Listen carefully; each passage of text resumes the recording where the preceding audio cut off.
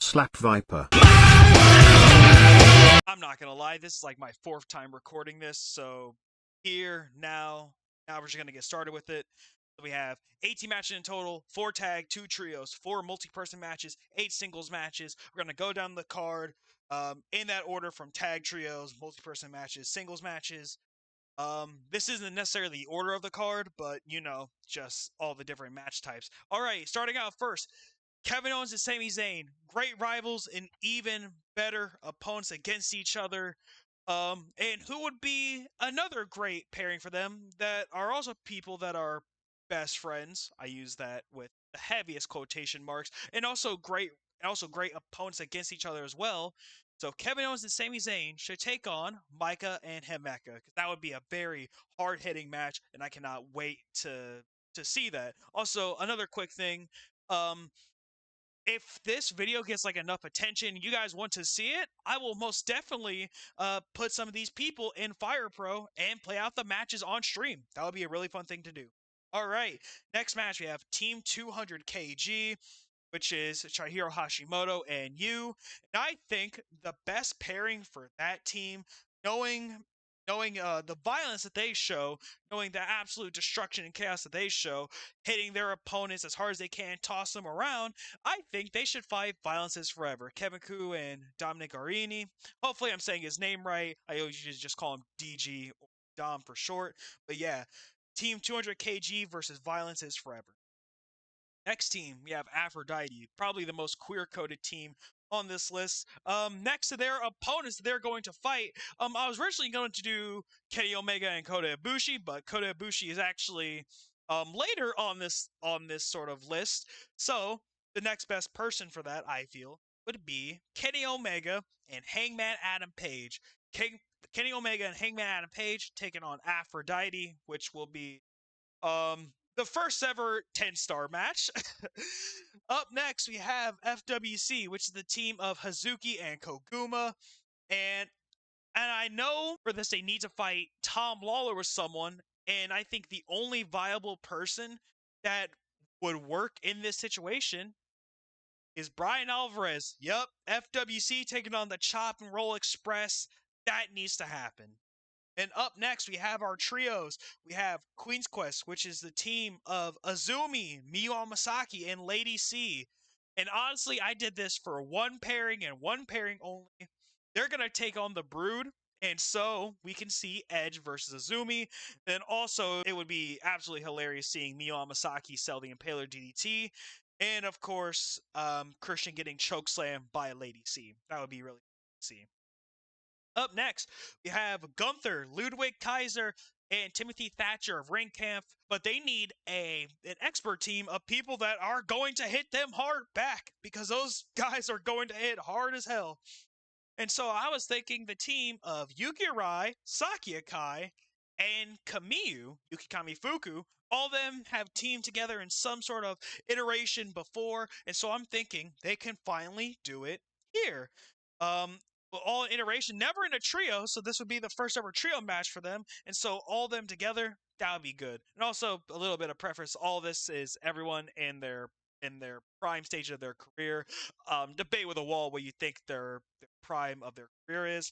All right, next, we have the multi-person matches. Oh boy. First multi-person match, Willow Nightingale, Mizuki, Ricochet, and Monty Brown. You're probably wondering why I want to do that. Well, Willow Nightingale and Monty Brown, they both do the pounce, and I kind of want to see Mizuki and Ricochet go flying from two heavy hitters hitting the hell out of them. That's mainly the reason I wanted to do that. Next match, I'm sorry that I'm flying through these right now. I'm trying really hard to not have myself ramble, and so that's what I'm doing, because the last time I recorded this, it went over 30 minutes. The other time I recorded, went 40 minutes, and yeah, we're going to try and stop that.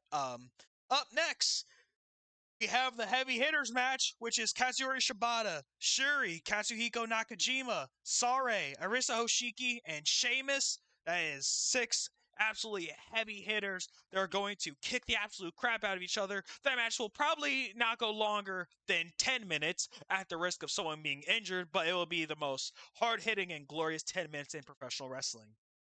Up next, the comedy match for this category, you have Orange Cassidy, Saki Kashima, Kurt Angle, Sakura Hirota, Mace Aruga, and R-Truth. God, that's going to be absolutely hilarious. Seeing Sakura Hoda dress up as Orange Cassidy or Kurt Angle would be very funny to see. Um, and honestly, that might be a match of the night, a sleeper pick for match of the night, honestly. Then up next, we have the match that you can technically call this a comedy match, depending on how twisted your mind is. Up next, we have Darby Allin versus Manami Toyota versus Kota Ibushi versus Shoko Nakajima versus Cactus Jack versus Mercedes Moné. I just named 6 people that just bump and sell like they just got shot out of cannons. There's going to be at least 10 spots in this match where you're like, oh my god. So that's a good thing to have there. Now, up next, we have our singles matches. First up, Venny. And now, who is Venny going to take on that's just going to be an absolute bastard to her and can really like get her to sell incredibly well and also have that nice babyface comeback? Well, why not Pac? I think Pac would be an incredible choice for this. And up next, Natsupoi. She's gonna need someone that's kind of like with Venny, but in a completely different way because Natsupoi will actually sell like she got shot out of a not just a cannon, but like catapulted, like in those medieval catapults. And I was thinking about a bunch of different people for this. I was thinking Brock Lesnar. I was thinking Gunther. Gunther was actually supposed to be here, but then I thought about it. And I thought about this before he died on Raw. Chad Gable. Chad Gable versus Natsu Poi. I really want to see Chad Gable just absolutely just toss Poi all around the ring. That would be very funny to see. Up next, Bryan Danielson. You already know Bryan Danielson has to be on this list. And of course, a lot of people, they're probably thinking, I would say Suzume for this because of the video I made. And yeah, she's definitely an option.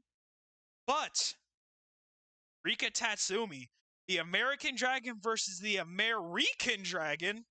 Honestly, that would be so good to see. That would be so good to see the technical style of Danielson mix with the aggression and also technical style of Rika Tatsumi, and also seeing Brian sell for the hip attack. Chills. All right.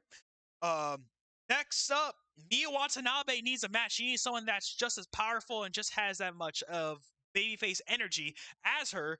And I think with that, we got to go with John Cena because the power of that both people display is unworldly. And honestly, it has the potential for a match of the decade contender. All right. And up next, Julia needs an opponent. She's going to need someone that's really going to hit her hard because she's not going to hold back. And I know one other person that's not going to hold back against her, and that's Tomohiro Ishii. Ishii and Julia, oh god, I just thought of the headbutt. They headbutt each other. That's going to sound disgusting, but it's also going to be so incredibly good. Another very violent match. And up next, this would probably be the main event of this entire card, me personally. So, Samoa Joe.